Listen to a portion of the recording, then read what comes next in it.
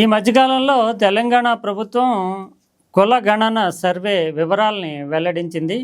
నిజానికి కేంద్ర ప్రభుత్వం కూడా ఇప్పుడు కుల గణనని డీలిమిటేషన్లో భాగంగా జరపాలనే ఒక నిర్ణయం తీసుకుంది. దానికంటే ముందుగానే కాంగ్రెస్ పార్టీ పరంగా తాము సామాజిక న్యాయానికి కట్టుబడి ఉన్నాము, బీసీలకు సంబంధించి ప్రత్యేకంగా ఎస్సీ ఎస్టీలకు సంబంధించి లెక్కలు ఎప్పుడూ ఉంటాయి, బీసీలకు సంబంధించి కూడా లెక్కలు తీస్తున్నామనే ఉద్దేశంతో రాహుల్ గాంధీ స్థాయిలోనే కులగణన అనే డిమాండ్ ఉండడంతో దానిని చొరవగా తీసుకుంటూ తెలంగాణ ప్రభుత్వం రేవంత్ రెడ్డి చాలా ప్రెస్టీజియస్గా చేసింది. చాలా కాలం పాటు ఈ లెక్కలు వచ్చినప్పటికీ బయట పెట్టలేదు. ఇప్పుడు తాజాగా 1 వీక్ బ్యాక్ దాన్ని విడుదల చేశారు. విడుదల చేసినటువంటి ఉద్దేశము బీసీలకు సంబంధించినటువంటి విషయంలో రాష్ట్ర ప్రభుత్వం కట్టుబడి ఉంది, వాళ్ళకి సంబంధించి న్యాయం చేయడానికి అనేటటువంటి ఒక సామాజిక లక్ష్యాన్ని చాటి చెప్పుకోవాలనేదే. నిజానికి టెక్నికల్గా ఏం జరుగుతుంది అనేది ఇప్పటికే ఆల్రెడీ బీసీలకు రిజర్వేషన్లు ఉన్నాయి. రాజకీయ రిజర్వేషన్లకు సంబంధించి చూస్తే చట్టసభల్లో ఎటు సాధ్యం కానటువంటి పరిస్థితి.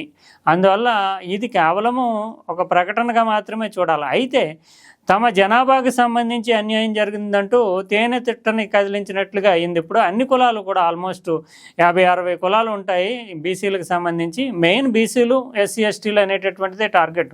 అయితే దాంట్లో భాగంగానే కులగణన సర్వే కనుక మిగిలిన వర్గాలను వదలలేరు కాబట్టి అందరినీ జరుపుతూ ఉంటారు. కానీ అన్ని కులాలు కూడా ఆల్మోస్ట్ మా జనాభాని తక్కువ చేసి చూపించారు, మాకు రేపు భవిష్యత్తులో ఏమన్నా పథకాలకు సంబంధించి అన్యాయం జరుగుతుందేమో అనే ఆందోళన కావచ్చు, రాజకీయంగా ముఖ్యంగా చూస్తే కనుక లోకల్ బాడీస్ ఎలక్షన్స్ ఇటువంటి దాంట్లో ప్రభావానికి సంబంధించి కావచ్చు, వాళ్ళు కొంత ఆవేదన ఆందోళన వ్యక్తం చేశారు. అయితే బీసీలు అనేటటువంటి వాళ్ళు వీళ్ళు వెల్లడించినటువంటి లెక్కల ప్రకారం చూసినా 56% అంటే ఆఫ్ ది జనాభా ఉన్నట్లుగానే చెప్పాలి. 3.5 కోట్ల మందికి సంబంధించినటువంటి వివరాలను సేకరించాము. దాంట్లో 2,05,00,000 వరకు కూడా బీసీలు ఉన్నారంటూ వివరాలు చెప్పారు. అంటే ఆల్మోస్ట్ 56% వరకు బీసీలు ఉన్నట్లుగా చెప్తున్నారు. అయితే కులాల వారీగా చూసినప్పుడు తమకు అన్యాయం జరిగింది అనేటటువంటి ఆవేదనలు, ఆందోళనలు వ్యక్తమైనవి. కానీ బీసీ కులాలన్నీ కలిసి సంఘటితంగా ముందుకొచ్చి ఒకే వేదిక మీద నుంచి మాకు అన్యాయం జరిగింది, మేము పోరాటం చేస్తాం, మళ్ళీ రీసర్వే చేయాలి, ఇలా డిమాండ్ చేసి ముందుకు వెళ్ళేటటువంటి ఆందోళన చేసేటటువంటి పరిస్థితులు ఉండవు. నిజానికి 50% పైచులకు ఉన్నటువంటి బీసీ కులాల్లోనే ఐక్యత ఉండుంటే కనుక రాజకీయ అధికారం ఎప్పుడో వాళ్ళకి వచ్చి ఉండేది. 4-5% ఉన్నటువంటి కులాలే రాజకీయ అధికారం అంటే ముఖ్యమంత్రులు కావడం, ఇది జరగకుండానే బీసీలు అయ్యి ఉండేవారు. కానీ వాళ్ళు అంతటి ఐక్యత ఉండదు కనుక కులాల వారిగా విడివిడిగా వాళ్ళు చూస్తారు. కాబట్టి అది పెద్ద ప్రమాదం ఏమి కాదు, ప్రభుత్వం పెద్దగా పట్టించుకోలేదు. అయితే ఇప్పుడు ప్రమాదం అంతా కూడా ప్రభుత్వానికి కమ్మ సామాజిక వర్గం నుంచి పెద్ద ఎత్తున డిమాండ్ వస్తుంది. కమ్మ సామాజిక వర్గం లెక్కల్ని తప్పుగా చూపించారు, తమని రాజకీయంగా భవిష్యత్తులో నామినల్ చేయడానికి తెలంగాణలో, అదే సందర్భంలో వివిధ అంశాల్లో తమ ప్రాధాన్యతను తగ్గించడానికి కమ్మ సామాజిక వర్గాన్ని తక్కువ చేశారు. ఇది ఉద్దేశపూర్వకంగా జరిగిందా లేదంటే అనుద్దేశపూర్వకంగా జరిగిందా తెలియదు, కానీ ఖచ్చితంగా ఇది గతంలో బీఆర్ఎస్ ప్రభుత్వంలో జరిగినంత న్యాయం కూడా జరగకుండా పోవడానికి అవకాశం ఉందంటూ కమ్మ సామాజిక వర్గం పెద్ద ఎత్తున తెలంగాణ ప్రభుత్వం మీద ధ్వజమెత్తుతోంది. ఇది ముఖ్యంగానే పరిగణనలోకి తీసుకోవాల్సినటువంటి అంశం. ఎందుకంటే బీసీలు ఎంత ఆవేదన, ఆందోళన వ్యక్తం చేసినా వారిది కంఠశోషగానే మిగిలిపోతూ ఉంటుంది, అరణ్యరోధనగానే మిగిలిపోతుంది. ఎందుకంటే వాళ్ళు రెక్కాడితే కానీ డొక్కాడిన పరిస్థితిలో ఉంటారు.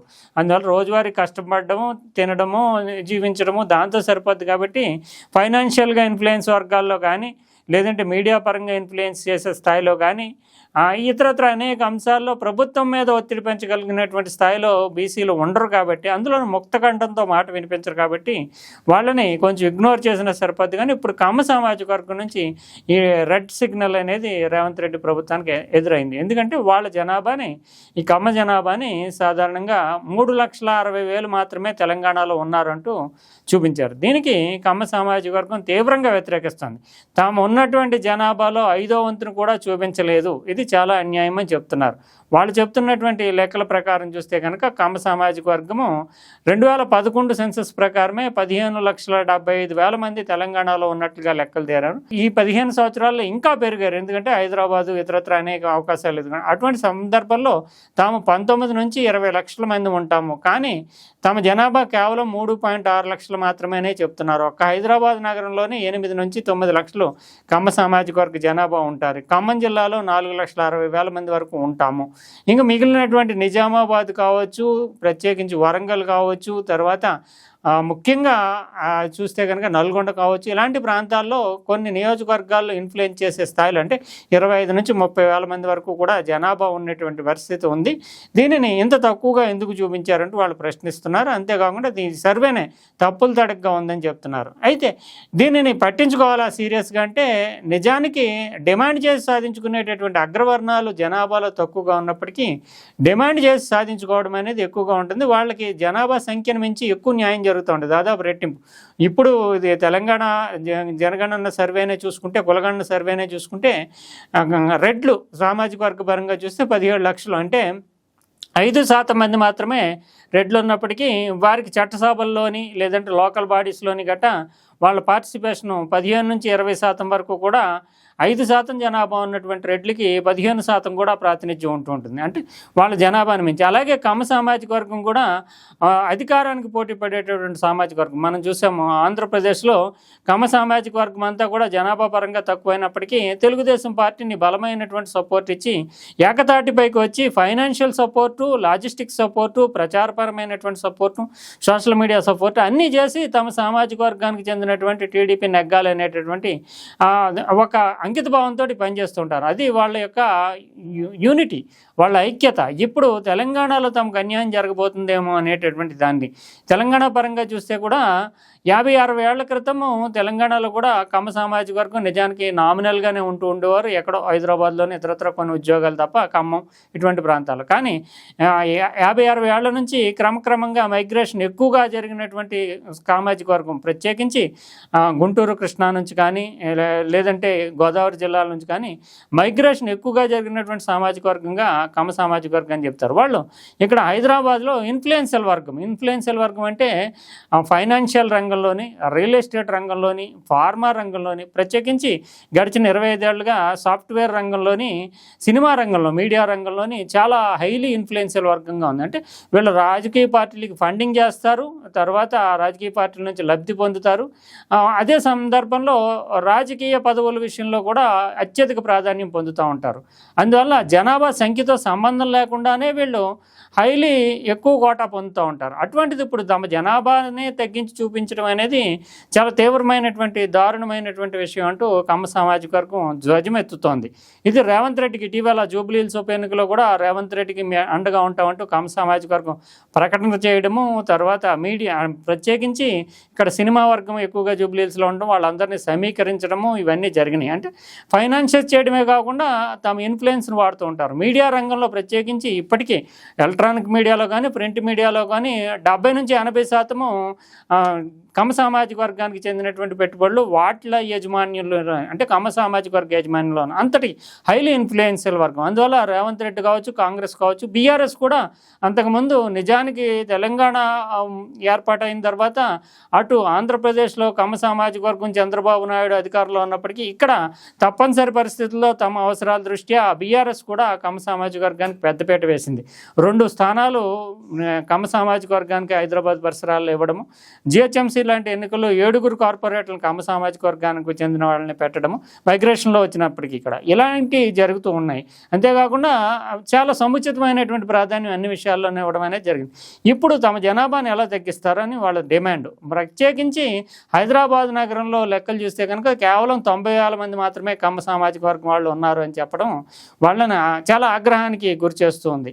నిజానికి కూకట్పల్లి, తర్వాత కుత్బుల్లాపూర్, శేర్లింగంపల్లి, ఎల్బీ నగర్, సనత్ నగర్, పటాన్ చెరువు, జూబ్లీహిల్స్ ఇలాంటి ప్రాంతాల్లో చాలా గణనీయమైనటువంటి సంఖ్యలో కమ్మ సామాజిక వర్గం ఉంది. ప్రత్యేకించి కుత్బుల్లాపూర్, కూకట్పల్లి, షేర్లింగపల్లి వంటి చోట్ల వాళ్ళే అంటే హైలీ పాపులేషన్ డెన్సిటీ ఉన్నటువంటి చోట్ల వాళ్ళ సంఖ్య లక్షల్లోనే ఉంటుంది అనేటటువంటి లెక్కలు ఉన్నాయి. ఇటువంటి పరిస్థితుల్లో ఇది ఎలా సాధ్యమవుతోంది? 90,000 మాత్రమే ఉండడం ఏంటి? అందులోని ఈ మధ్యకాలంలో కృష్ణా, గుంటూరు, ఇతరత్ర ప్రాంతాల నుంచి ఇక్కడికి వచ్చి సాఫ్ట్వేర్ రంగంలోనే కమ్మ కమ్మ సామాజిక వర్గానికి చెందిన వాళ్ళు 3-4 లక్షల మంది వరకు పనిచేస్తున్నారు అనేటటువంటి వాదన ఒకటి ముందు పెడుతున్నారు. రియల్ ఎస్టేట్ కావచ్చు, మీడియా కావచ్చు, ఫైనాన్సెస్ కావచ్చు, ప్రత్యేకించి సినిమా రంగంలో కావచ్చు, ఈ రంగాలన్నీ ఏమైపోయినాయి, మా జనాభా ఇంతే ఎందుకు ఉంది అనేది కమ్మ సామాజిక వర్గం ప్రశ్న.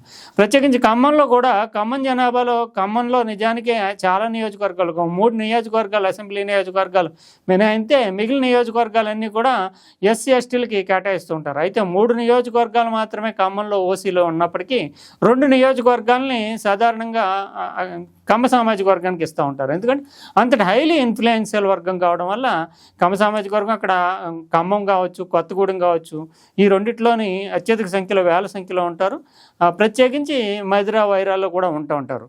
ఇంకా నిజామాబాద్ జిల్లాలో చూస్తే కనుక బాన్స్వాడలో 35,000 పైచీలకు కమ్మ సామాజిక వర్గం నిజామాబాద్ రూరల్లో కానీ బోధనలో కానీ ఉంటారు. ఇంకా వరంగల్ జిల్లాలో చూస్తే కనుక ములుగు, పరకాల ఇలాంటి ప్రాంతాల్లో చాలా ఎక్కువ సంఖ్యలో ఉంటారు.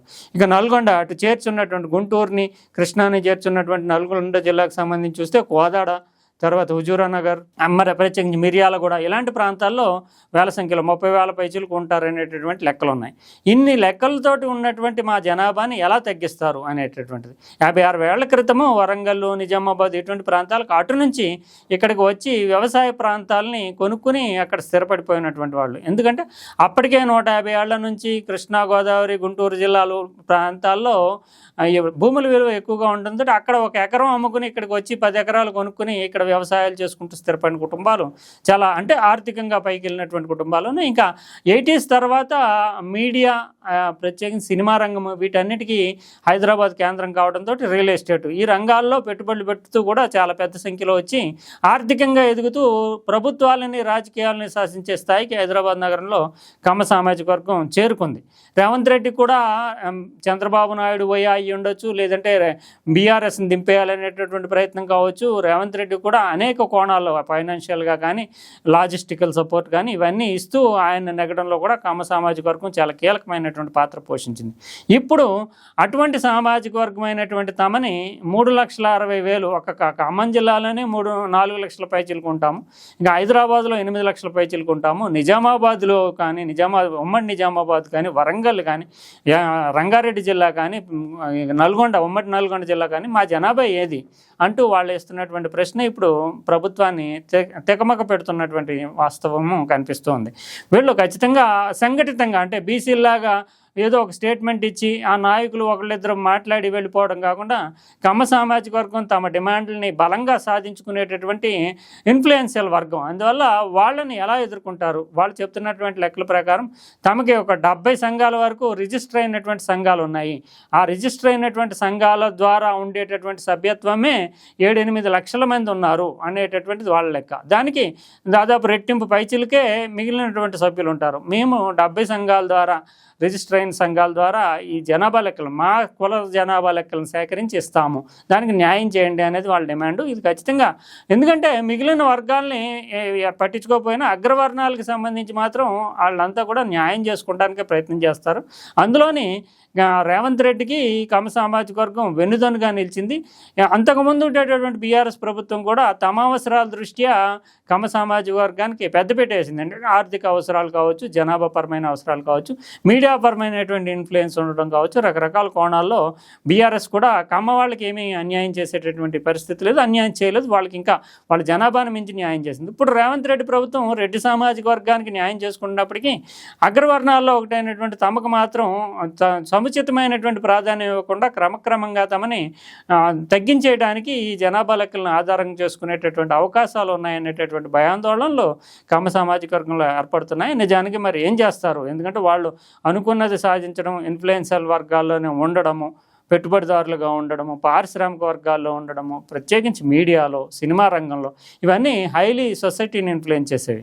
వీటిని అన్నిటి నుంచి వచ్చేటటువంటి ఒత్తిడి అంతా కూడా సంఘటితం చేసి ప్రభుత్వం మీద ఒత్తిడి చేస్తారు. అందువల్ల ఇప్పుడు కమ్మవారిది మెయిన్ డిమాండ్గా మారింది. మిగిలిన సామాజిక వర్గాలు కూడా దీనిని సంకేతంగా అందిపుచ్చుకుని బీసీలు, ప్రత్యేకించి బీసీలు తామెంత తమకెంత, అంటే మేమెంత మాకెంత అనేటటువంటి డిమాండ్ని సాధించుకోవడానికి కమ్మ సామాజిక వర్గం చూపుతున్నటువంటి ఐక్యత ఐక్యతని ఒక ప్రాతిపదికగా చేసుకుంటే బీసీలు ఎప్పటికైనా సరే వాళ్ళ జనాభాకు అనుగుణంగా న్యాయం జరిగేటటువంటి అవకాశాలు ఉంటుంది.